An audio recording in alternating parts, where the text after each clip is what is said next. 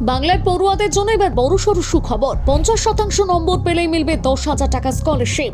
টাকা পয়সার জন্য আটকাবে না আর কারোর পড়াশোনা, কারণ এবার চালু হচ্ছে মুখ্যমন্ত্রী স্কলারশিপ। কিন্তু কারা আবেদন করতে পারবেন, কত নম্বর লাগবে, কত টাকা পাওয়া যাবে, আর আবেদন করতে কি কি নথি লাগবে জানুন। প্রথমে বলি, এই স্কলারশিপে প্রতি বছর 10,000 টাকা পর্যন্ত আর্থিক সহায়তা পাওয়ার কথা উল্লেখ করা হয়েছে। যোগ্যতার ক্ষেত্রে আবেদনকারীকে অবশ্যই পশ্চিমবঙ্গের স্থায়ী বাসিন্দা হতে হবে এবং রাজ্যের অনুমোদিত শিক্ষা প্রতিষ্ঠান থেকে পড়াশোনা করতে হবে। এবার আসি নম্বরের বিষয়।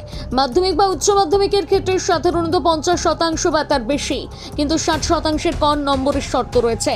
60% বা তার বেশি নম্বর থাকলে অন্য মেধাভিত্তিক স্কলারশিপের জন্য যোগ্য হওয়ার সুযোগ থাকতে পারে। স্নাতক এবং স্নাতকোত্তর স্তরের ক্ষেত্রে নির্দিষ্ট নম্বরের শর্ত রয়েছে, তাই আবেদন করার আগে নিজের শিক্ষাগত যোগ্যতার সঙ্গে বর্তমান বছরের নিয়ম অবশ্যই মিলিয়ে নেবেন।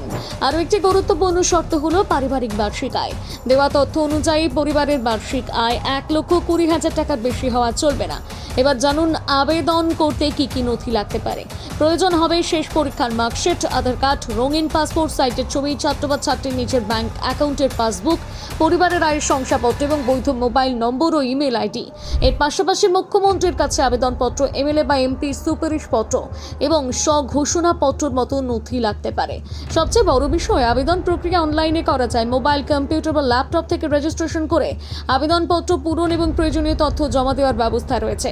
আবেদন করার আগে অবশ্যই সরকারি পোর্টালে গিয়ে চলতি শিক্ষাবর্ষের যোগ্যতা, নম্বরের শর্ত এবং প্রয়োজনীয় নথির তালিকা যাচাই করে নেবেন, কারণ নিয়ম পরিবর্তিত হতে পারে।